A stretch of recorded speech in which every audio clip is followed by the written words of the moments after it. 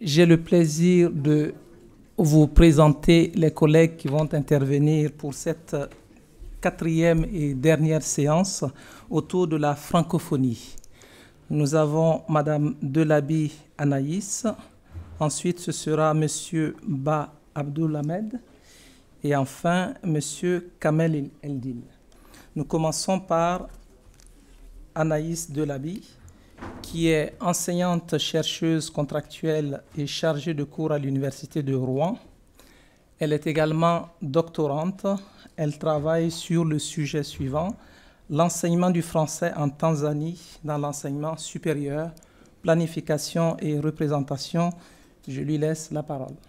Merci beaucoup. Bonjour à toutes et à tous. Je vais d'abord remercier le comité d'organisation, le comité scientifique de ce comité Voix africaine, Voix émergente. Je suis vraiment ravie d'être ici avec vous.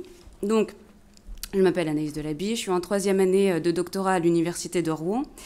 Je réalise une thèse donc, intitulée « Enseignement du français en Tanzanie dans l'enseignement supérieur, planification et représentation » sous la direction du professeur Fabienne Lecomte.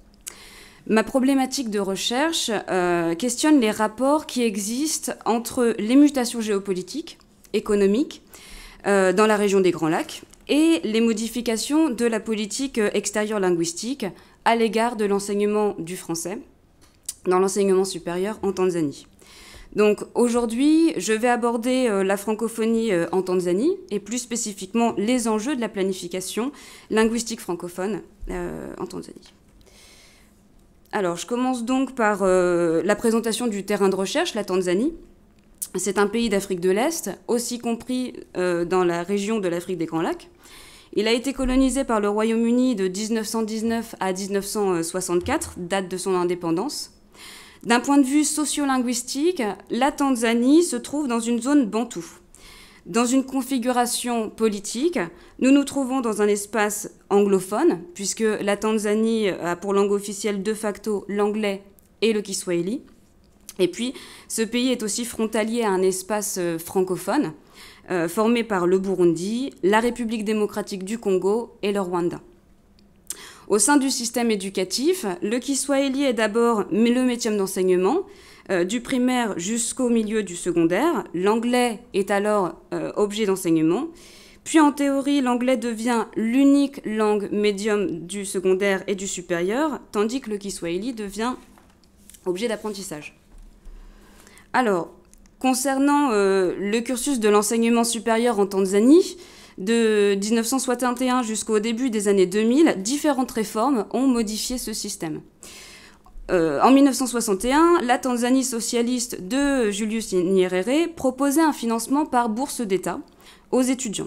Il n'y avait pas de restriction quant aux filières poursuivies dans la mesure où le nombre d'étudiants était très limité. Le pays avait besoin d'intellectuels dans tous les domaines. Après une forte récession en 1985, l'État ne pouvait plus maintenir ce type de financement et au début des années 90, il décida de libéraliser l'enseignement supérieur par une série de réformes pour permettre à une population croissante d'y accéder en conservant l'objectif de réduction de la pauvreté. Des établissements privés voient le jour, le financement est partiellement laissé à la charge des familles et des secteurs sont désignés comme prioritaires. En 2004, l'État a lancé le Higher Education Student Loan Board, organisme missionné de délivrer les prêts étudiants nationaux limités selon les filières.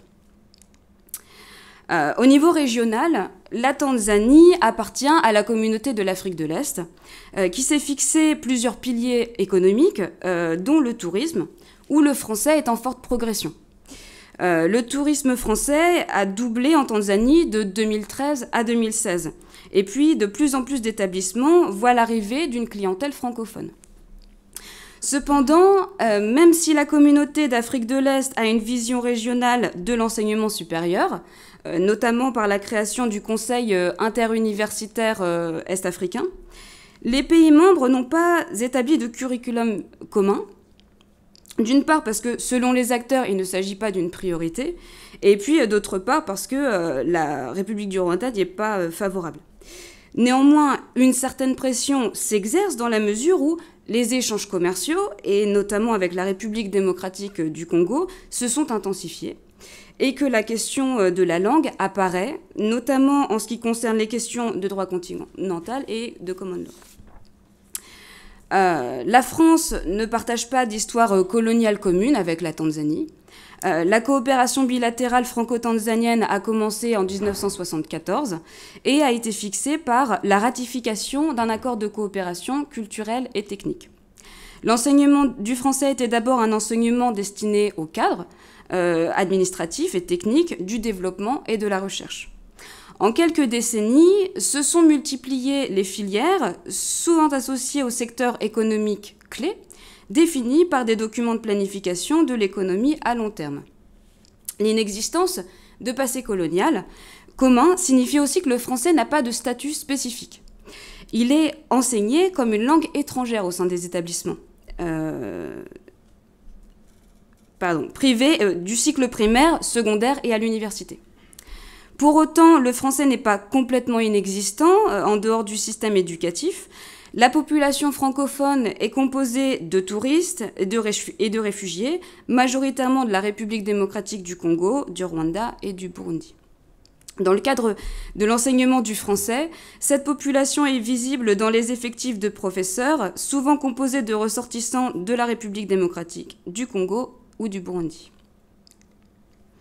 Alors, pour approfondir la notion de terrain, je vous propose un bref état des lieux de l'enseignement du français dans l'enseignement supérieur. Donc, vous voyez ici les villes où le français est enseigné, le nombre d'apprenants et les axes des programmes. Ces données sont issues d'un rapport que j'ai rédigé pour l'ambassade de France en Tanzanie en 2016.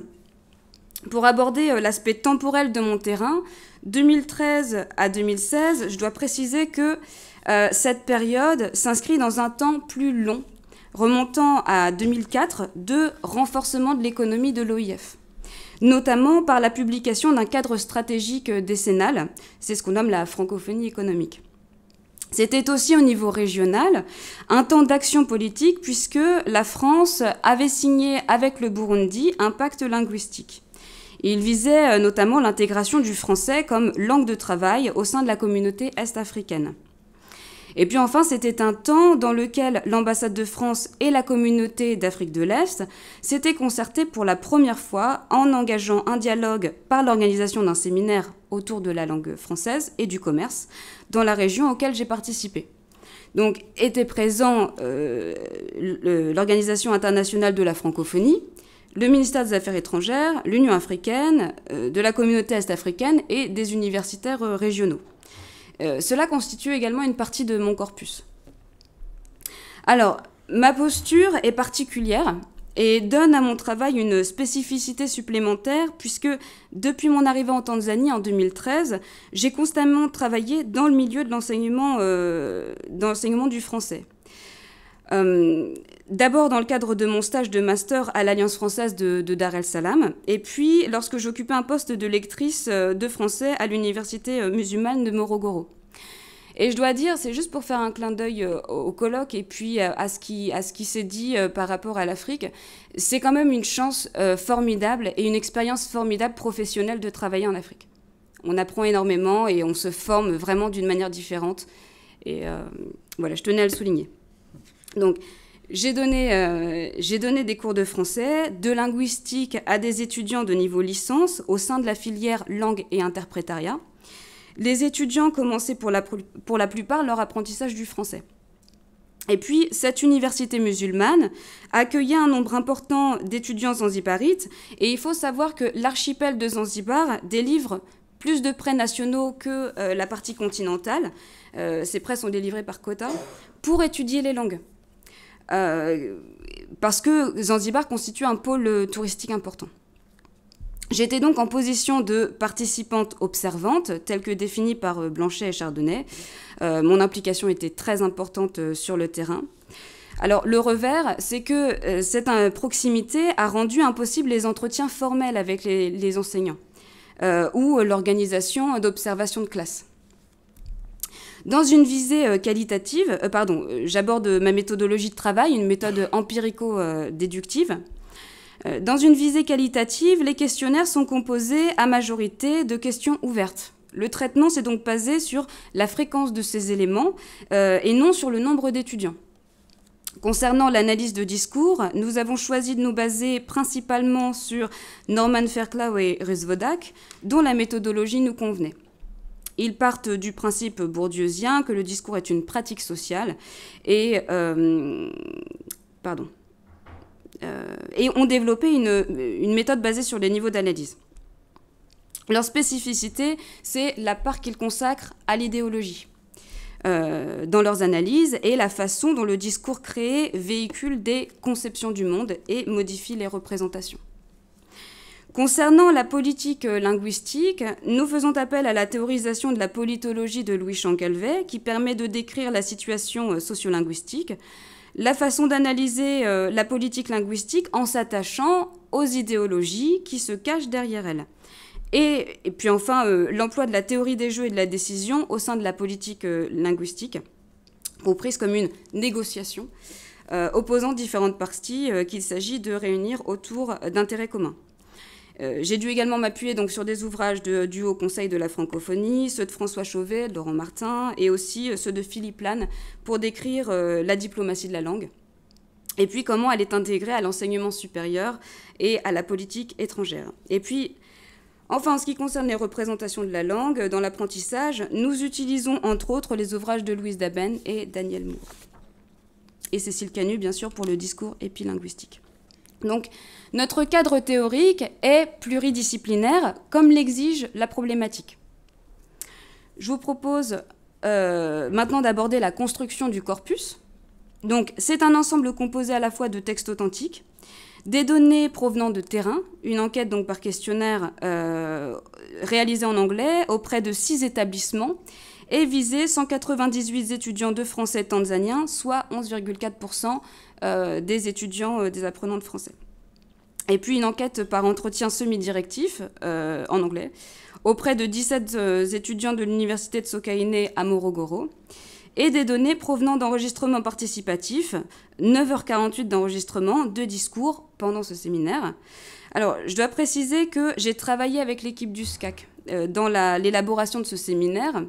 J'y ai participé en tant que doctorante de l'université de Rouen et en tant que lectrice de l'université musulmane de Morogoro. Donc, il n'y a pas d'ambiguïté sur le fait que j'ai recueilli des données. Par manque de temps, nous ne présenterons pas l'ensemble des résultats. Nous allons simplement survoler ces résultats et puis en proposer une synthèse. J'ai décidé de vous proposer les résultats obtenus sur 3 niveaux d'analyse, en ne retenant que quelques éléments permettant de saisir les changements successifs de discours officiels de l'OIF, le type de planification linguistique mise en place en Tanzanie, et plusieurs éléments qui participent à la construction des représentations du français par les étudiants. Alors, dans le cadre de notre macro-analyse, nous avons dégagé 3 dates marquant l'évolution de la francophonie et donc 3 textes écrits majeurs. Pour cette présentation, nous vous présentons l'analyse de 2 thématiques, la menace dans le discours et l'enseignement du français. La thématique de la menace, je le précise, est une thématique qui apparaît chez Wodak et qui est également ressortie dans mes analyses.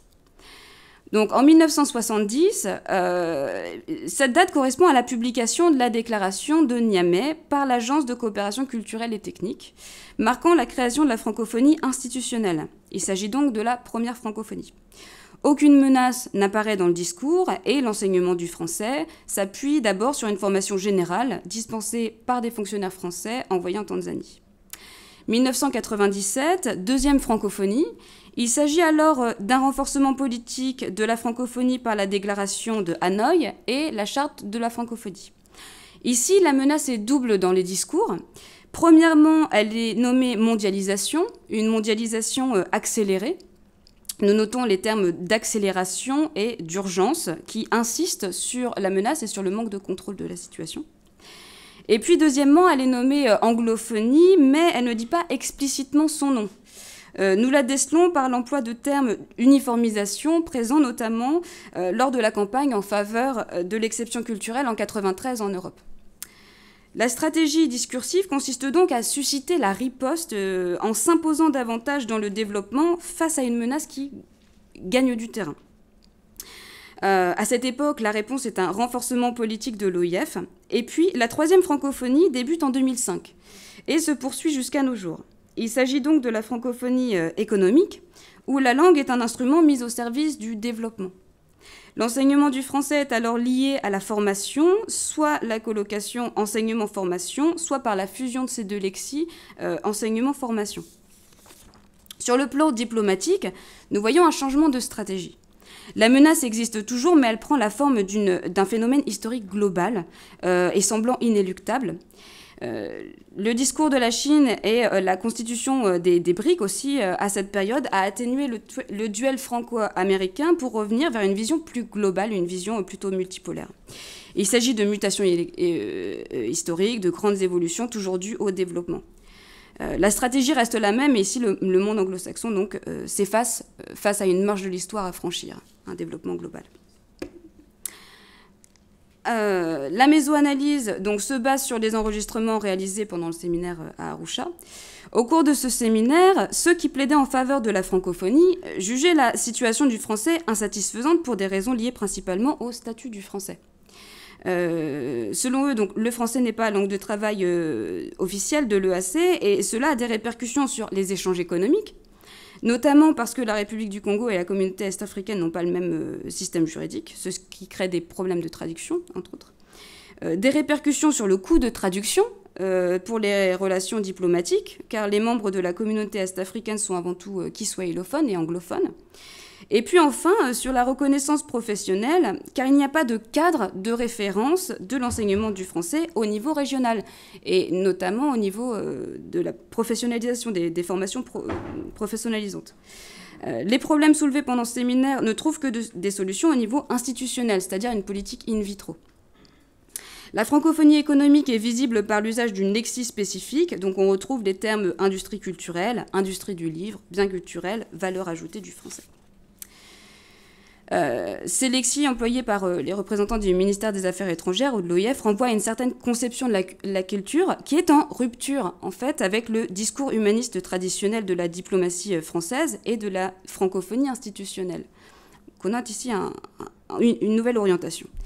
L'interdiscursivité est également importante. L'argumentaire est émaillé de très nombreuses références documentaires, dont une enquête de Natixis, une étude sur le poids économique du français dans le monde, et puis le rapport de Jacques Attali notamment, la francophonie et la francophilie moteur d'une croissance durable. Et ces références-là servent d'argument d'autorité et rationalisent aussi le discours en faisant le lien entre francophonie, développement et économie.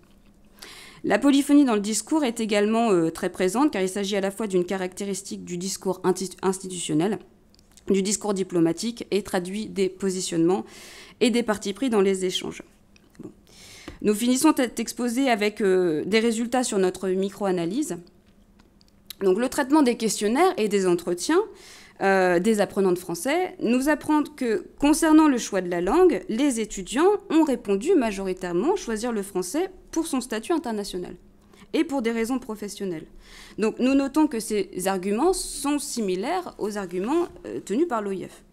Si les étudiants déclarent parler français en dehors des établissements, réponse donnée à 73,6%, ils déclarent aussi ne le faire qu'entre pairs. En ce qui concerne la perception de la communauté francophone, elle dépend en partie de la part d'expérience personnelle des apprenants.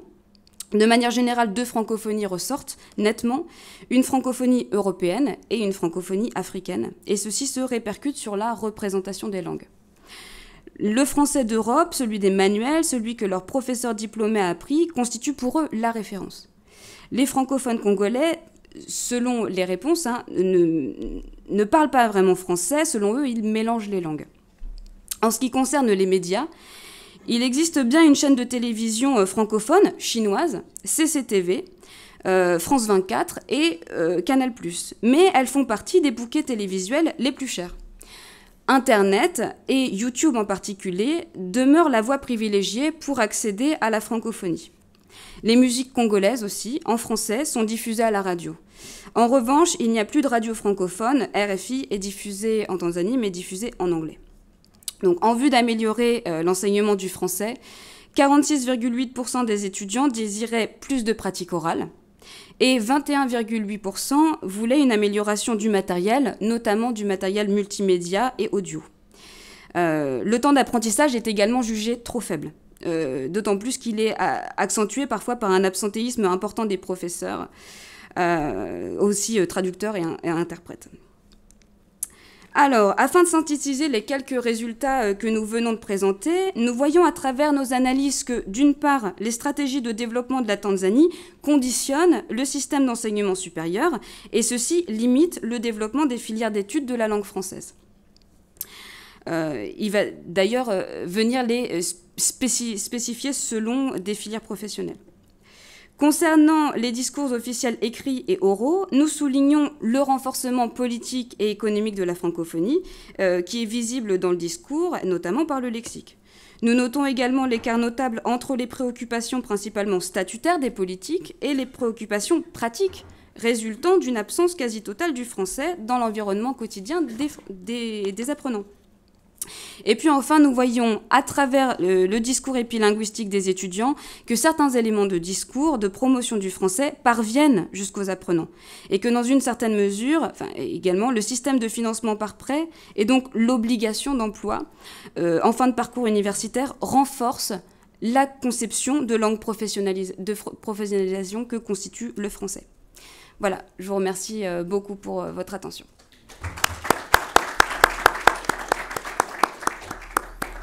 Merci à Anaïs Delaby de nous avoir plongé dans la jeune francophonie tanzanienne et en plus dans les temps. Nous passons donc la parole à M. Ba Abdul Ahmed, qui est maître de conférence en géographie, habilité à diriger des recherches à l'université d'Evry-Val d'Essonne. Sa spécialité est la géographie du développement et des migrations. Du point de vue de cette thématique générale de recherche, nous retenons des questionnements sur les rapports espace-société autour de deux thèmes majeurs, réseau migratoire, coopération au développement à travers notamment la place et le rôle des acteurs. Je vous laisse la parole. Merci beaucoup, chers collègues. Merci de m'avoir permis de participer à ce colloque international. Je salue au passage les organisateurs de ce colloque, M. Sommet, qui est à mes côtés, et puis aussi Mme Navarro, et les autres pour surtout leur réactivité par rapport aux mails que nous avons envoyés parfois tardivement. Je salue aussi, et si vous permettez, le concepteur de l'affiche. Je suis vraiment très impressionné par cette affiche parce que je vois l'Afrique avec... ici, les empreintes digitales, j'ai l'impression, ça fait penser à la main, à cette main qui salue, à cette main qui fabrique, à cette main qui sert. Vraiment, un chapeau pour ce concepteur. Je ne dirais pas façon sérieuse, mais puisque je suis là pour vous présenter ma communication, citoyenneté culturelle, transnationale, forme de transmission de la culture dans les diasporas. Tel est le titre de ma communication. Permettez-moi tout d'abord de dire que cette communication qui vient en fin de colloque aurait peut-être pu être avec d'autres communications, mais là aussi c'est de ma faute puisque je ne pouvais pas venir les jours précédents. Alors d'abord une mise en contexte. La part des populations immigrées dans la population mondiale ne cesse d'augmenter. De 75 millions d'immigrés en 1965, on est passé à 191 millions en 2005. Et d'après le dernier rapport de l'ONU, près de 240 millions de personnes vivent en dehors de leur pays de naissance, soit 3,2% de la population mondiale, contre 2,8% en 2000. Certes, ces données statistiques sont à prendre avec précaution, car il est difficile d'estimer le nombre d'immigrés illégaux. Mais dans tous les cas, ces chiffres illustrent la forte croissance de la mobilité des hommes et des femmes. Et rien ne semble arrêter ces mouvements migratoires, et ce n'est pas les murs érigés entre les pays, à l'exemple du mur en cours de construction entre le Mexique et les États-Unis, qui changeront les choses. D'ailleurs, les États-Unis accueillent 20% des migrants internationaux, 46% d'immigrés vivent aux États-Unis. Toujours dans cette mise en contexte, notons que les clichés nous montrent des flux migratoires sud-nord, mais retenons que les flux migratoires ne concernent pas uniquement les populations originaires des pays du Sud, qui sont décrits comme des pays économiquement pauvres, avec des taux de chômage très élevés, quelqu'un l'a dit tout à l'heure, 30% au Maroc. Une immigration du nord vers le sud existe, une immigration du nord vers le nord existe. Puisque nous sommes en France, permettez-moi de prendre l'exemple des Français. Ils sont présents au Royaume-Uni, en Allemagne, aux États-Unis, en Chine, en Australie et dans beaucoup de pays africains. On estime d'ailleurs à près de 2 millions le nombre d'immigrés français dans le monde. Les études sur les flux migratoires montrent que les Occidentaux bénéficient d'une mobilité inédite dans l'histoire. Une collègue que certains parmi vous connaissent sans doute, Catherine Wittol de Wenden, qui est une spécialiste des migrations internationales, précise qu'un citoyen américain peut se rendre dans tous les pays du monde sans visa d'entrée, alors qu'un Somalien ou un Érythréen ne peut espérer obtenir un visa pour se rendre légalement dans un pays occidental.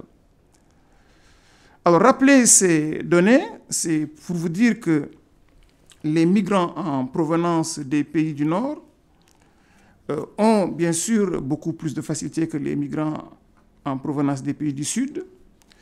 Et d'ailleurs, dans la littérature, on le voit, le migrant occidental est présenté souvent comme un expatrié. C'est rare de voir dans les littératures que le migrant français ou américain est présenté comme un immigré, mais au contraire, on le décrit comme des expatriés. Ce vocable a une connotation positive puisqu'il est perçu comme un expert venu apporter son aide et son l'expertise dans les pays d'accueil, alors que le migrant du Sud est perçu, le mot que je vais prononcer est fort, mais c'est la réalité, comme un parasite, parce qu'il est venu chercher les avantages sociaux, prendre le travail aux autochtones. Ce sont les propos qu'on retrouve très souvent dans la bouche de quelques Européens. Retenons que les flux migratoires concernent tous les pays et les principales raisons de cette mobilité sont économiques. Ça a été dit tout à l'heure dans les collègues de la table ronde précédente. Les raisons peuvent être familiales, peuvent être aussi éducatives, notamment les étudiants africains qui sont dans beaucoup de pays du monde. Les raisons peuvent être aussi écologiques. D'ailleurs, un collègue aussi, François Gémen, parle de migrants écologiques ou de migrants environnementaux. Les raisons peuvent être politiques, compte tenu de l'instabilité dans certaines régions du monde. On peut parler du cas de la Syrie, de l'Afrique sahélienne aujourd'hui, notamment au niveau du Nord Mali, de l'Afrique centrale, pour ne citer que ces régions. Alors, ma communication ne privilégie pas une approche statistique de la migration internationale. Autrement dit, je ne traiterai pas des nombres de migrants par pays. Je ne questionnerai pas non plus les causes de départ, bien que ces deux questions soient toujours intéressantes. En revanche, je vous propose d'aborder les effets multiples des migrations contemporaines sur les pays de départ et les pays d'arrivée. Cette approche qualitative n'est pas simple car elle suppose d'identifier les transformations, les mutations diverses en cours ou à venir dans différents domaines, dans le domaine politique, dans le domaine économique, d'ailleurs ça a été dit un peu, dans le domaine social et dans le domaine culturel sur lequel je vais beaucoup, bien sûr, développer. Dans cette communication, je souhaite présenter et soumettre à débat les effets de la migration internationale subsaharienne avec un focus sur la migration sahélienne. Alors, j'appuie mes analyses, si vous voulez, les hypothèses que je vous proposerai, sur des observations de terrain en Europe et en Afrique. Ces observations sont sur une longue durée, puisque j'ai commencé les travaux en 1993, il y a 25 ans, un quart de siècle, pour vous dire. Et elles concernent le bassin du fleuve Sénégal. Voilà, le bassin du fleuve Sénégal, qui a d'ailleurs été cité tout à l'heure par Benoît Thierry, qui est un territoire vaste, puisqu'il couvre 333 000 km² à cheval sur 4 pays, que vous pouvez voir ici.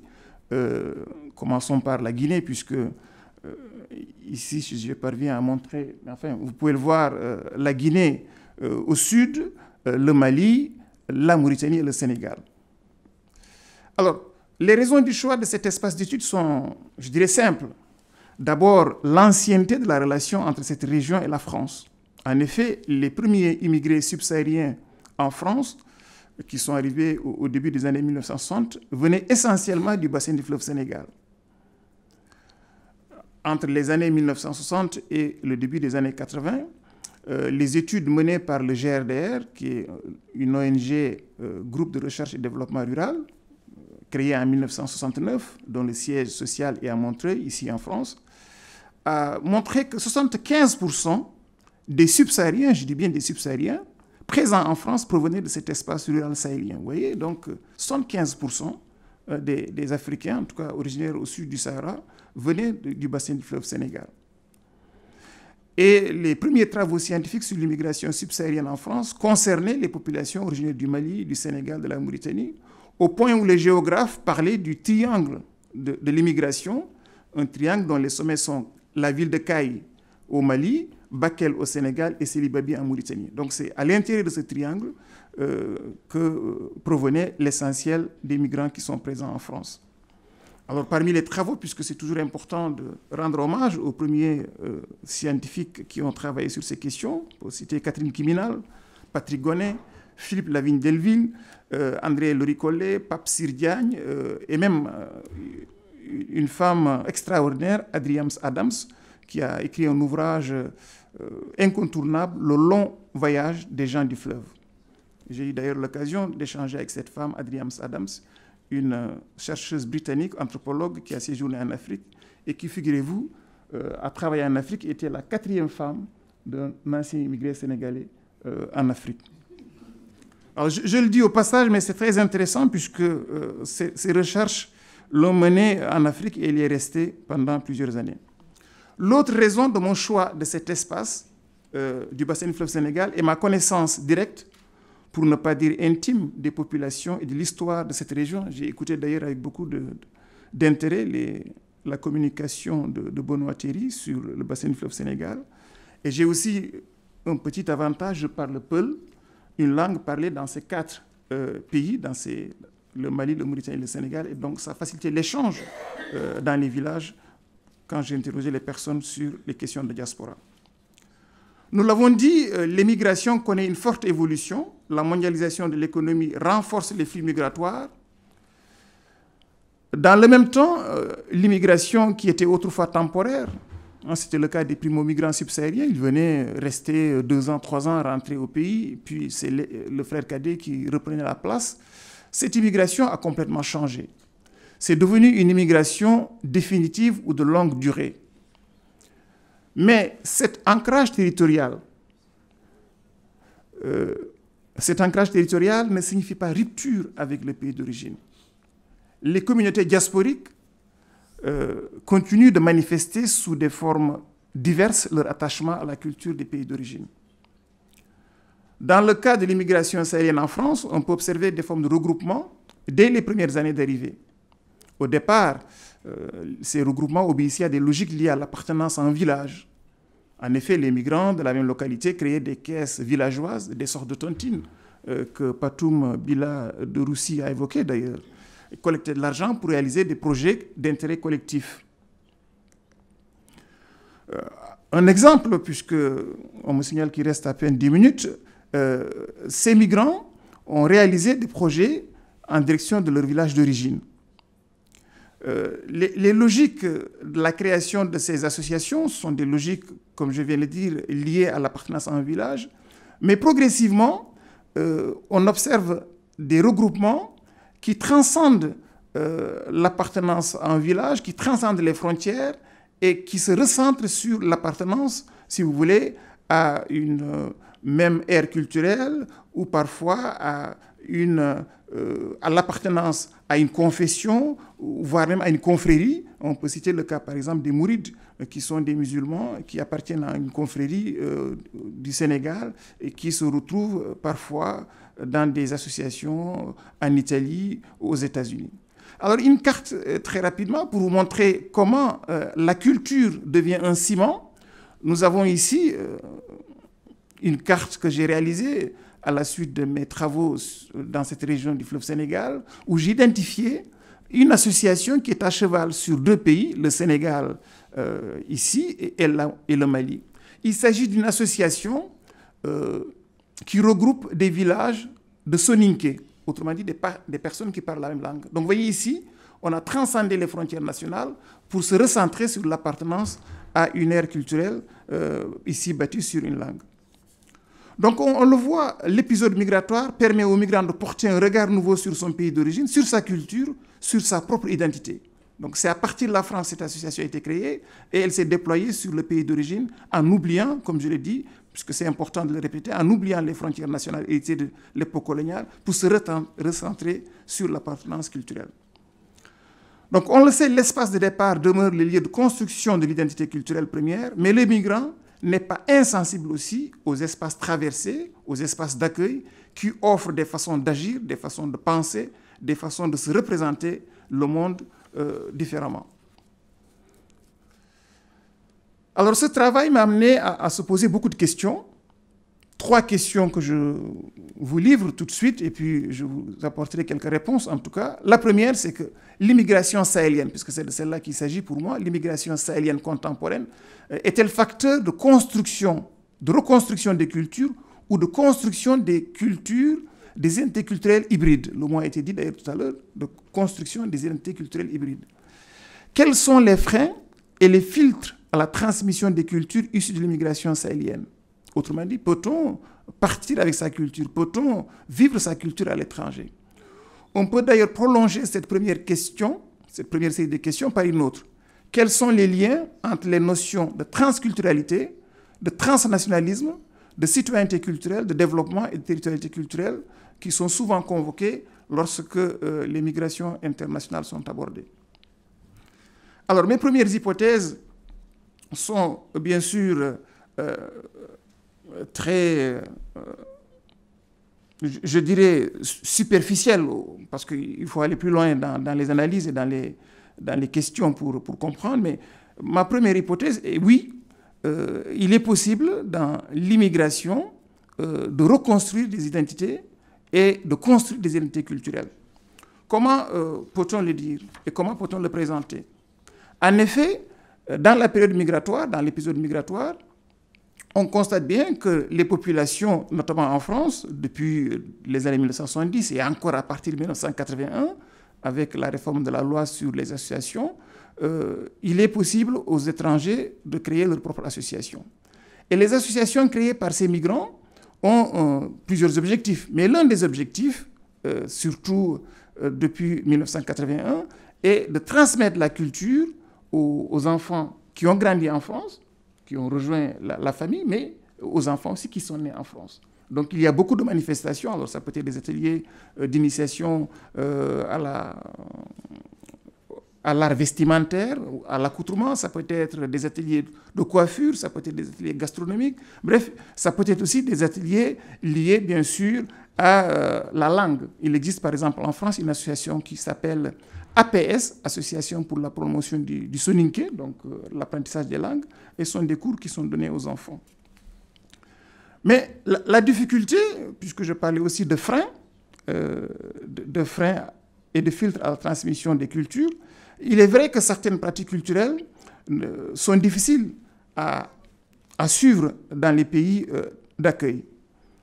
Parfois, c'est tout simplement financièrement difficile d'effectuer, par exemple, annuellement un pèlerinage sur la tombe d'un chef spirituel. C'est le cas des Mourides. Il y a chaque année une manifestation pour célébrer le chef spirituel des Mourides. Donc les Sénégalais qui sont à l'étranger ne peuvent pas le faire chaque année.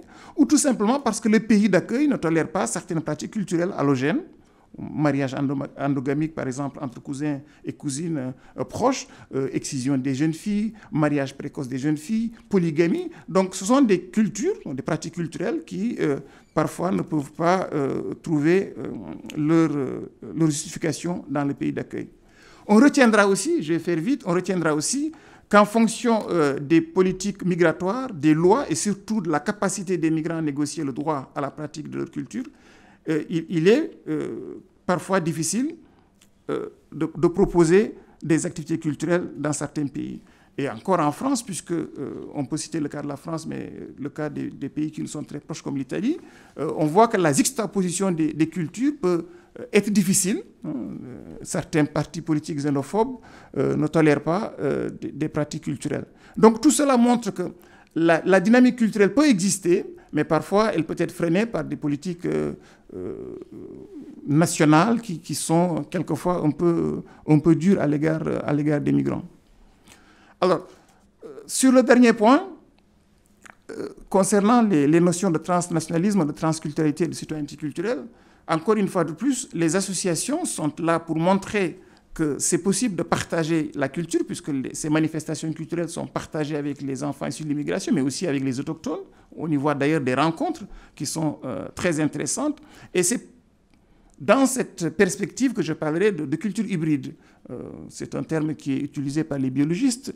Et dans une culture hybride, ça signifie que deux éléments produisent un troisième élément, je dirais, qui porte les valeurs, le patrimoine des deux cultures. Donc, une culture hybride, c'est une culture, effectivement, qui est une production d'une culture autochtone et d'une culture allogène.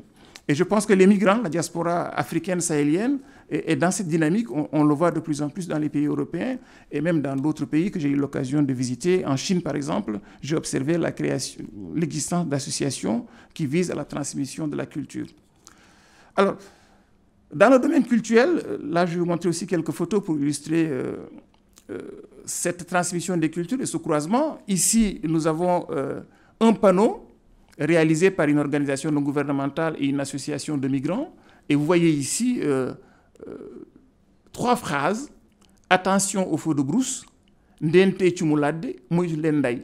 Il y a là 3 langues. Attention au feu de brousse, je ne traduis pas.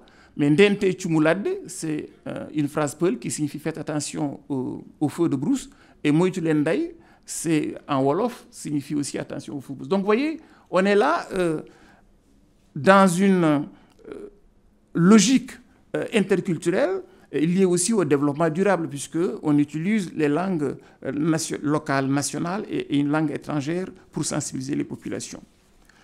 Alors, pour conclure, parce que le temps passe vite, sur les questions de transmission de la culture, une illustration d'une action d'une association de femmes originaires de l'Afrique de l'Ouest. Vous voyez, cette fois-ci, on n'est pas sur des femmes originaires d'un village, mais de l'Afrique de l'Ouest, qui partagent là aussi une culture commune, l'utilisation du français comme langue administrative, pour présenter, si vous voulez, la culture dans chaque pays. Alors, pour cette exposition, il s'agit du Sénégal, mais il y a eu des expositions sur la Côte d'Ivoire, sur la Mauritanie et autres.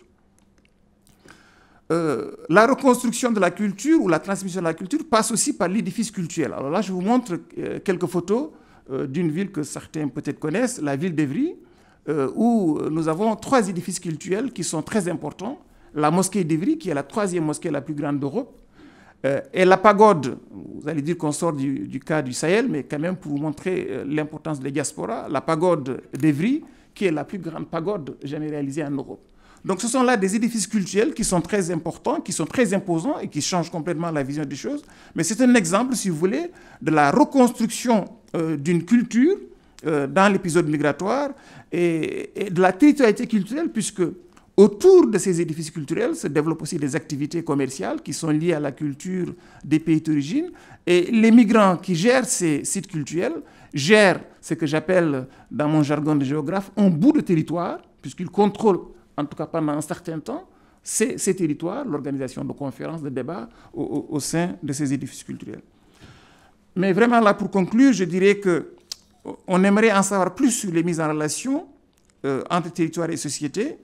Et pour le faire, je pense qu'il faut aussi une approche quantitative.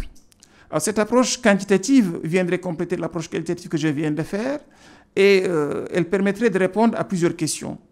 Il serait par exemple intéressant de savoir, d'avoir les nombres d'avoir des idées, des chiffres sur le nombre d'enfants issus de l'immigration qui parlent la langue des parents. En France, par exemple, le nombre d'enfants issus de l'immigration qui parlent soninké, pulaar, wolof et autres. Il serait intéressant d'indiquer le nombre d'immigrés pratiquant la religion des parents, le nombre d'enfants immigrés qui ont effectué un séjour dans le pays d'origine des parents, indiquer la périodicité et le nombre de séjours effectués par enfant, la part des mariages endogamiques ou mixtes, tout ça, ça peut être intéressant et ça peut aussi prolonger et réactualiser les travaux menés par Michel Trébala, on se réfère à son ouvrage Faire France, ou de Christian Poiré sur les familles immigrées, dire le nombre d'enfants issus de l'immigration souhaitant et ça c'est un clin d'œil à la table ronde précédente, le nombre d'enfants issus de l'immigration souhaitant investir dans les pays d'accueil et dans les pays d'origine, et notamment voir dans quel secteur ces enfants issus de la diaspora souhaitent investir, dire combien comptent retourner s'installer définitivement dans les pays d'origine des parents, autant de questions auxquelles il faudra répondre et qu'une approche quantitative bien conduite permettrait de faire. Ces données permettraient, me semble-t-il, de dire avec la prudence qui s'impose à la discipline géographique qui est la mienne, qui n'est pas une science prédictive, loin de là, les effets futurs de l'immigration sahélienne sur les sociétés et les espaces de départ et les pays d'accueil. Je vous remercie de votre patience et de votre aimable attention.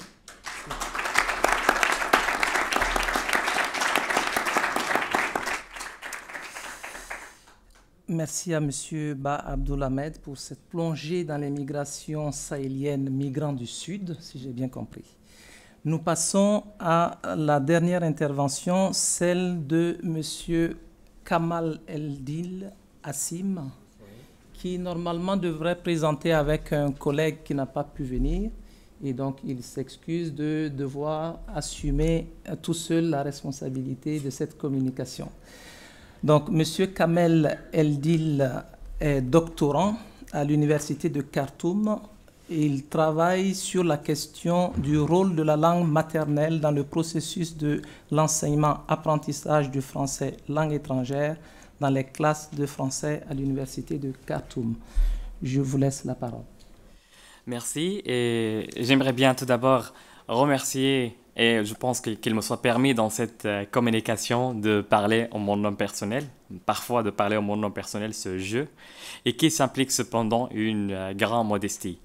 Et moi, en fait, il fallait que je travaille avec mon binôme, et puis j'étais chargé de faire une présentation pendant 10 minutes parce que je travaille sur l'alternance codique et lui, il travaille sur l'interférence, et tous les deux phénomènes s'inscrivent dans la didactique convergente. Donc, lui, à cause de procédure de visa, donc il n'arrive pas à venir. Bon. Pour ma présentation, tout d'abord, je vais faire une introduction. Ensuite, je vais vous donner une idée sur le paysage sociolinguistique soudanais, parce que je pense que pour choisir une langue ou bien pour utiliser la langue maternelle, il faut qu'on ait une idée sur le statut qu'occupe la langue étrangère, qui est la langue cible dans notre contexte, c'est le français. Et après, je vais faire une étude sur les méthodes qui ont été utilisées depuis longtemps pour apprendre les langues étrangères, depuis notamment le 19e siècle. Mais ce ne serait pas une étude chronologique donc, pour le temps, mais parce que les trois méthodes, donc je vais évoquer la méthode directe, la méthode audio orale et puis la méthode DISGAF. Et après, je vais parler de la stratégie d'appui, la stratégie constructive, et enfin l'emploi de l'alternance codique, l'emploi de la langue maternelle par les enseignants et l'emploi de l'alternance codique par les étudiants. Ou bien on peut dire les apprenants, mais ce sont des étudiants en tout cas. En ce qui concerne l'introduction, donc l'Afrique a besoin de reconnaître la richesse qui est là, et je pense que l'Afrique c'est le continent le plus riche par la diversité linguistique, les langues nationales qui existent. En Afrique, on a beaucoup des langues nationales. Alors, donc, ce colloque-là va contribuer, bien sûr, à évaluer ces langues et à les reconnaître. Et le jour est venu pour les reconnaître. Donc, c'est un travail colossal que nous sommes en train de faire par ce colloque-là. Et j'aimerais bien remercier l'université de Dédro et les organisateurs. En ce qui concerne le paysage sociolinguistique du Soudan, le Soudan est un pays arabophone, pour ne pas dire arabe, parce que les appellations là, c'est sensible. Et aussi, le Soudan, c'est un pays africain. Donc, le Soudan a été connu depuis 5000 ans avant notre ère. Et surtout chez les Arabes, le Soudan représente la zone qui se situe au sud de l'Égypte et à l'est de la mer Rouge jusqu'au Sénégal, donc ce qui représente une grande partie de l'Afrique. Au Soudan, on a une grande diversité linguistique. Nous avons entre 120 langues et 180 langues. Et les chiffres, selon M. Zakaria Ahmed et Younous Alamine, ne sont pas exacts parce qu'à cause de l'absence des recherches et aussi ce qu'il a affirmé Alamine Aboumanga en 2010, l'absence des recherches qui sont basées sur des données linguistiques et aussi la séparation de Sud-Soudan a provoqué un changement radical sur la situation linguistique du pays. Donc c'est pour cela nous n'avons pas maintenant des études très précises. Je peux vous faire référer à la VAL, ou bien il y a des sites canadiens qui ont des études sur les langues qui sont présentes au Soudan. Mais on peut parler, l'arabe soudanais, c'est la langue vernaculaire et véhiculaire au Soudan.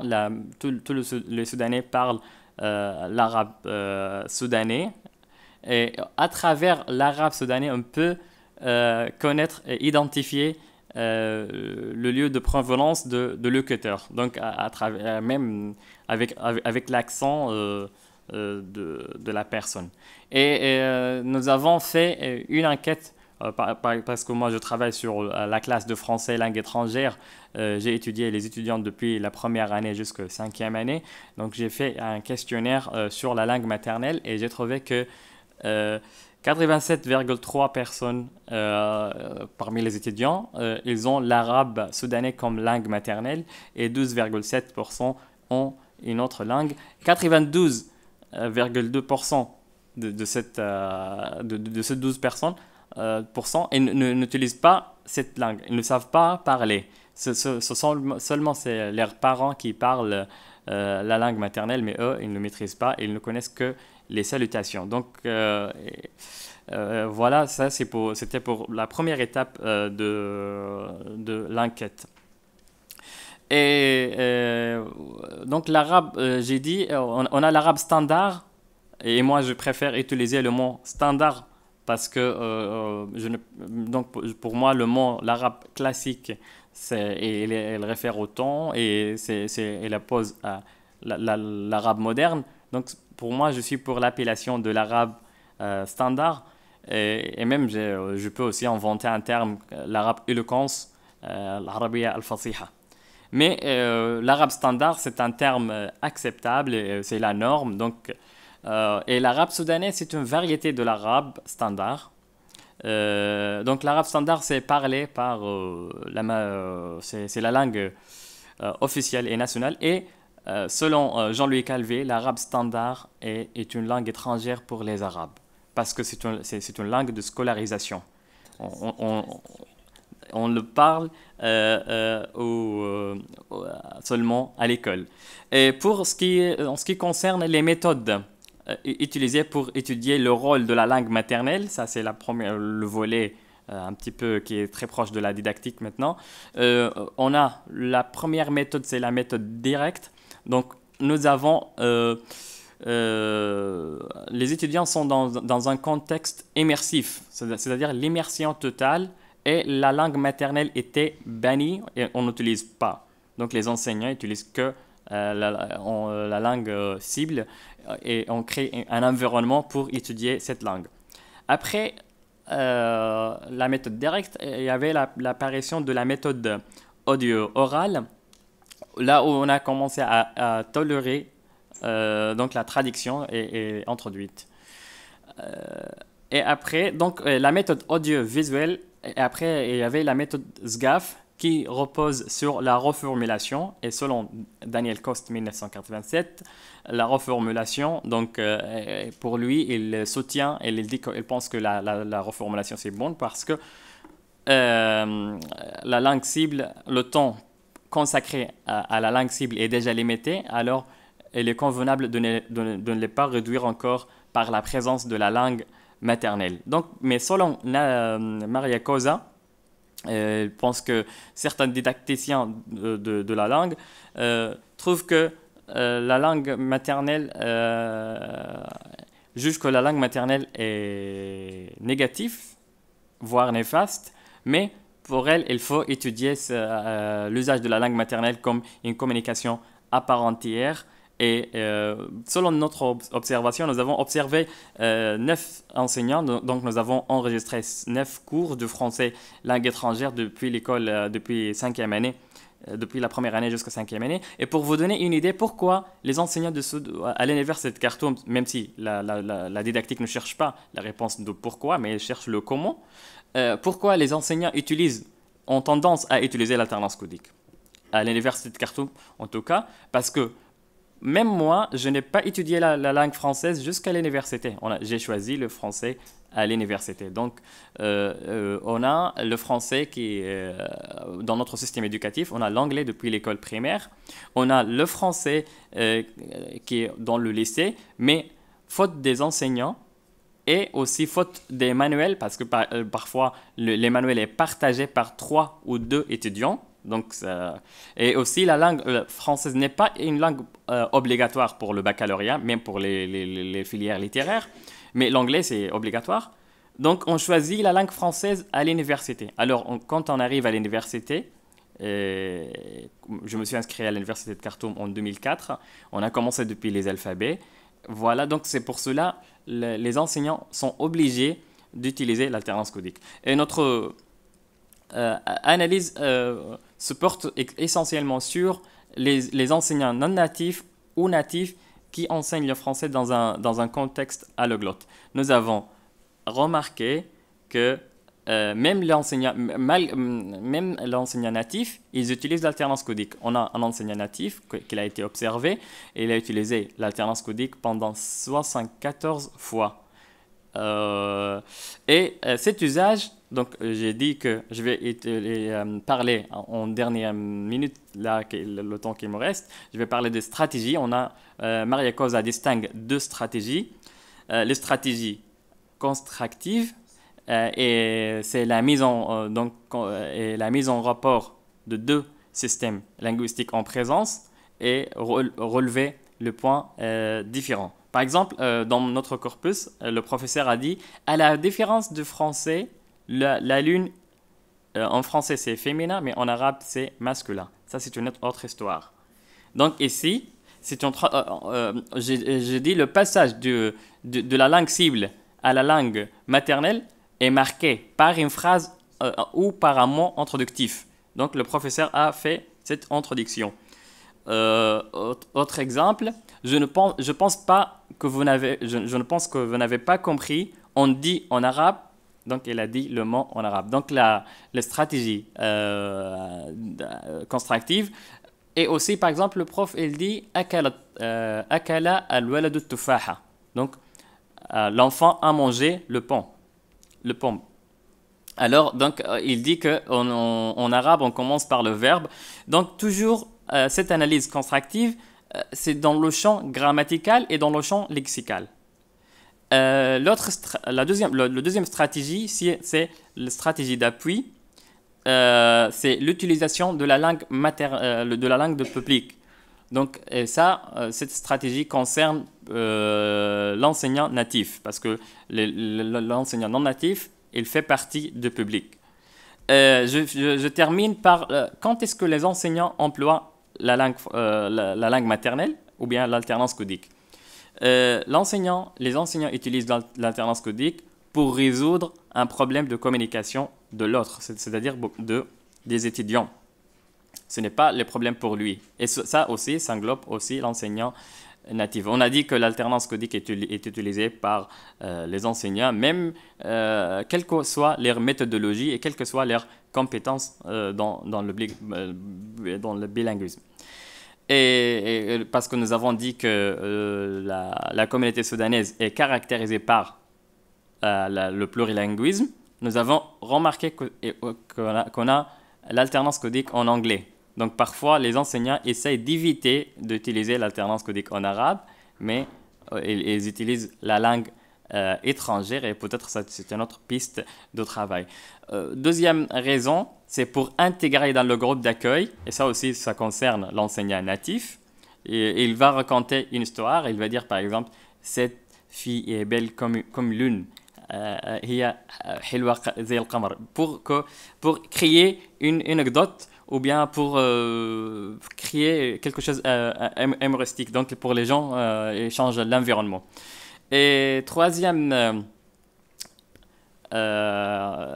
pourquoi les enseignants aussi pour maintenir la communication. Donc ce sont les trois facteurs.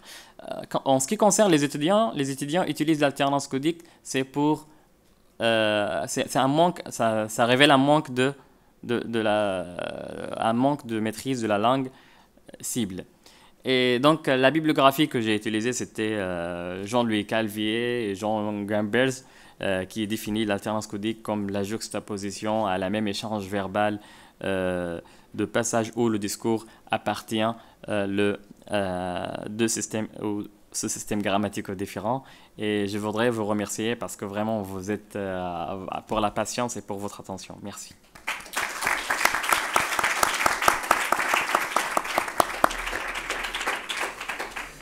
Donc, merci, Monsieur Kamal Eldil, d'avoir partagé avec nous les stratégies qui sont mises en place par ces enseignants de français langue étrangère au Soudan. Oui, je suis Hugues Pouillet, donc je travaille aux cours municipaux d'adultes de la mairie de Paris. Et j'ai une question à poser à Monsieur Ba, et je fais un lien en lui posant ma question avec la conférence du professeur Silué de mercredi, me semble-t-il. Vous avez assez clairement établi le lien entre transculturalité et développement, et en l'occurrence, à partir de votre étude sur ces populations donc, du fleuve Sénégal. Je voudrais juste rappeler, pour contextualiser ma question, que les cours municipaux d'adultes forment chaque année quelques 9300 personnes issues de la migration, allophones et francophones, dont évidemment parmi les francophones, de nombreuses personnes venant de cette région que vous avez évoquée. Donc il y a un lien entre, en tout cas il y aurait un lien peut-être à étudier davantage, comme vous l'avez précisé à la fin de votre communication, clairement entre transculturalité et développement. Et le professeur Silué lui a fait un lien très fort entre développement et littératie, estimant même qu'il n'y a pas de développement là où il n'y a pas de langues écrites, et qu'évidemment c'était une invitation à travailler, en tout cas je l'imagine, même s'il n'a pas dit comme tel, non pas les langues transnationales ou les langues dites dominantes, mais les langues locales, les langues nationales de ces pays. Alors ma question est la suivante: est-ce qu'il y a, alors vous avez évoqué ces associations culturelles qui travaillent effectivement au maintien de la culture, voire de la langue de la zone géographique que vous travaillez, est-ce qu'il y a des expériences, est-ce que se font des choses sur l'apprentissage des approches plurilingues ou bilingues? C'est une question que nous portons aux cours municipaux d'adultes. Est-ce qu'il y aurait intérêt, si l'on veut articuler transculturalité, développement et littératie, est-ce qu'il y aurait intérêt à travailler sur des approches plurilingues, pour ne pas dire bilingues? Parce que toute la difficulté, c'est qu'effectivement, si vous travaillez sur français et soninké, voilà, il faut pouvoir constituer des groupes de personnes maîtrisant le soninké, et qu'effectivement, là, on est plutôt dans des approches transnationales et translinguistiques, donc, ou des regroupements de langues. Voilà, donc ma question, est-ce qu'il y aurait un intérêt, est-ce qu'il y aurait des attentes? Nous avons essayé de faire ce genre d'approche bilingue sur français et arabe, c'est-à-dire alphabétisation en français. Je parle d'adultes, d'adultes peu ou pas scolarisés, je ne parle pas d'enfants. Français, arabe, chinois, arabe, avec un succès inégal, et sans intégrer ces questions de développement, en tout cas pas frontalement. Voilà. Et en tout cas, si vous voulez un terrain d'étude, je vous propose d'intervenir, et en tout cas, vous serez le bienvenu aux cours municipaux d'adultes. voulez répondre? Oui, allez-y. Mais écoutez, merci beaucoup pour cette invitation. Je viendrai volontiers. Et je le dis avec sincérité, puisque je suis moi-même membre d'associations de migrants. Je vis en France depuis 30 ans, mais j'ai gardé un lien très fort avec mon pays d'origine, le Sénégal. Votre question est très pertinente, puisque surtout le dernier lien que vous avez évoqué, que vous rappelez, développement et littératie. C'est vrai, j'y crois profondément. J'ai d'ailleurs publié, sans prétention aucune, un ouvrage avec un collègue qui s'intitule « La dimension culturelle du développement ». C'est très important. Je pense qu'on ne peut pas développer un pays ou une région si on ne se réfère pas à l'histoire. Et je pense que Benoît Thierry ne me contradira pas, parce que dans ce bassin du fleuve Sénégal, il y a une histoire partagée entre Soninké, Peul, Wolof, etc. Il y a une histoire partagée. Et réinvestir l'histoire du pays, c'est aussi apporter le développement. Alors, je ne pourrais pas répondre à votre question, puisqu'il n'y a pas pour l'instant en Afrique une approche plurilingue. Au Sénégal, mon pays d'origine, j'ai appris que l'idée maintenant est d'apprendre les langues nationales dans chaque région. Moi, je suis originaire du Sénégal et j'ai vécu dans plusieurs régions. J'aurais pu parler 3 ou 4 langues, je n'en parle que 2, malheureusement. Mais je pense que si les langues étaient enseignées, on apprendrait davantage et on pourrait transmettre davantage le savoir-faire, les traditions, par ce biais-là, puisqu'il y a des choses qui ne sont pas traduisibles. Je ne suis pas un linguiste, mais je pense qu'il y a des choses qui ne sont pas traduisibles. Et donc, si on écrivait les langues, vous avez raison, si on les écrivait, on transmettrait davantage la culture. Ce qu'on fait au Sénégal, c'est ce qu'on appelle l'alphabétisation fonctionnelle. J'étais par exemple très séduit de voir dans les villages des femmes de 40 ans qui apprennent à lire et à écrire et qui, par ce biais-là, parviennent à mieux gérer leurs petites boutiques ou leurs petites entreprises. Et je pense que cette alphabétisation fonctionnelle est très importante et ça permettrait sans doute, et là aussi je provoque un peu, on critique un peu l'économie informelle, mais je pense qu'en apprenant à lire, on pourrait sans doute mieux contrôler ses affaires, mieux gérer ses affaires, puisqu'on ne peut pas, les Nana Benz au Bénin, qui brassaient des millions, je pense qu'à un moment donné, ça devient compliqué quand même de gérer plusieurs millions dans la tête, quoi. C'est bien d'écrire de temps en temps. Voilà. Donc je pense que c'est vraiment très intéressant de lier développement et maîtrise de l'écriture. Et si on le fait dans une langue, on pourrait le faire dans une deuxième, voire dans une troisième. Mais il faut commencer d'abord par une langue maternelle, celle que vous maîtrisez dès le bas âge. Écrire, ce n'est pas difficile par la suite. Même en situation de migration. Surtout en situation de migration, je pense que c'est encore beaucoup plus intéressant. Et là, puisque, si vous permettez la parole, j'ai observé que les enfants, en tout cas en France, les enfants qui parlent à la fois le soninké et le français, ou le pulaar et le français, ont des rapports qui sont très intéressants avec les parents. Puisque si le père et la mère savent lire et écrire en soninké, ça change déjà la donne. Figurez-vous un enfant qui rentre à l'école et qui montre à ses parents ce qui est écrit dans le livret, et les parents ne peuvent pas lire et ne peuvent pas montrer aussi qu'ils savent lire. Donc ça crée déjà un biais. L'enfant qui sait lire, le parent qui ne sait pas. Donc ça inverse déjà les rôles. C'est un problème d'ailleurs qui est souvent évoqué dans la migration. Il faut apprendre à lire et à écrire dans une quelconque langue. Ça montre déjà que le parent est dans une situation, je ne dirais pas de supériorité, mais au moins d'égalité avec ses enfants. Donc ça, je pense que c'est très intéressant et ce que vous faites est vraiment à saluer, d'apprendre à lire et à écrire dans les langues des pays d'origine en France. C'est ce que j'appelle la reconstruction ou le réinvestissement de la culture dans l'épisode migratoire. Merci. On va prendre une autre question de préférence pour Madame Delaby ou Monsieur Kamel Eldil. Merci. J'avais une simple question pour Madame Delaby. Vous avez mentionné à propos de la Tanzanie le Rwanda comme un pays voisin francophone. Or, Paul Kagame, si je ne me trompe, a décidé de passer la langue officielle à l'anglais. Est-ce que vous savez pourquoi ? Est-ce que c'est une question d'intégration à la communauté d'Afrique de l'Est ? Et est-ce que vous savez si ça marche ? C'est-à-dire si effectivement il y a un transfert linguistique vers l'anglais qui s'opère ? Alors, la situation du français au Rwanda, alors le Rwanda, c'est pas mon terrain, ça en fait partie parce que la Tanzanie fait partie de la communauté est-africaine. La situation du français au Rwanda, elle est complexe.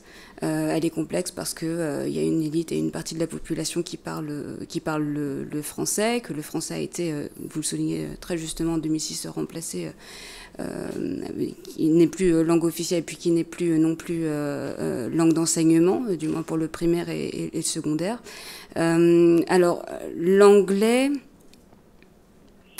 tendent à le remplacer, et également a été introduit le Kiswahili à l'école primaire, dans l'enseignement. Donc, c'est une situation complexe parce que, effectivement, l'adoption de l'anglais, elle est liée à l'intégration de la communauté est-africaine, elle est liée à d'autres facteurs, mais notamment à celui-ci. Mais la situation du français, oui, elle est bousculée par l'introduction de 2 langues, je dirais, et pas simplement de l'anglais. Aussi du Kiswahili, qui est très importante pour cette région. Ma question est d'abord, est-ce qu'il s'agit d'une première langue de socialisation ou une première langue langue de première socialisation ou langue de première scolarisation, qui ne serait pas tout à fait la même chose. Et lié à cette question, quelles sont les ressources qui sont à la disposition des enseignants, du professeur, pour pouvoir utiliser cet arrière-plan comme levier d'un meilleur apprentissage du français. Cela présuppose que j'ai bien compris votre énoncé. Oui, moi, je pense que vous avez bien compris. Moi, j'ai dit qu'il y a la méthode audio. La méthode SGAF repose sur la reformulation. Ça veut dire que on regarde les éléments que les apprenants ont déjà acquis sur la langue maternelle. Donc, sur la langue maternelle, l'enseignant tout d'abord reformule en français s'il a échoué d'expliquer le terme ou la règle. Il procède pour les éléments qui sont déjà qui disposent déjà les étudiants dans leur répertoire langagier. Et cela, ça fait comme, parce que tout d'abord, la première langue de scolarisation, c'est l'arabe soudanais. Dans le système éducatif soudanais, on apprend l'arabe depuis la première année d'école primaire, mais la première langue de socialisation, c'est l'arabe soudanais. Et l'arabe soudanais est utilisé aussi comme une langue aussi d'enseignement. Même en français, par exemple, au lieu d'expliquer en français, au lieu d'expliquer en arabe standard, on explique en arabe soudanais. Par exemple, le professeur dit la guerre fratricide. Vous connaissez le terme fratricide? Donc, il a dit al-harbu bayn al-ikhwa. Donc, il a expliqué en arabe standard, et par contre, il pourrait faire une reformulation. Par exemple, il pourrait dire que le mot fratricide, ça devient de mot frère, et puis le préfixe cide signifie suicide. Donc, c'est le fait de tuer, quoi. Donc, ça serait beaucoup plus. Donc, on peut expliquer, on peut rester dans la langue cible qui est le français. Et en ce qui concerne la deuxième partie de la question, si j'ai bien compris, les ressources, parce qu'on connaît tous c'est quoi. Donc, tous les enseignants sont des enseignants soudanais. Ils connaissent très bien le contexte soudanais. Et donc, mais les ressources qu'ils utilisent, je ne sais pas, c'est à travers aussi les résultats des étudiants. Par exemple, quand on fait référence à l'anglais, quand on compare avec l'anglais, par exemple, notre département de français accepte avec une moyenne de 85%. Si l'étudiant avait ce moyen dans le baccalauréat en anglais, il sera accepté au département de français. Alors, on connaît déjà le niveau des étudiants en anglais et le niveau des étudiants en arabe. Donc, on demande un résultat précis pour l'arabe et l'anglais. Voilà. Merci. Je vous remercie de votre attention. Je remercie les conférenciers pour leur présentation. Nous passons donc à la dernière séance.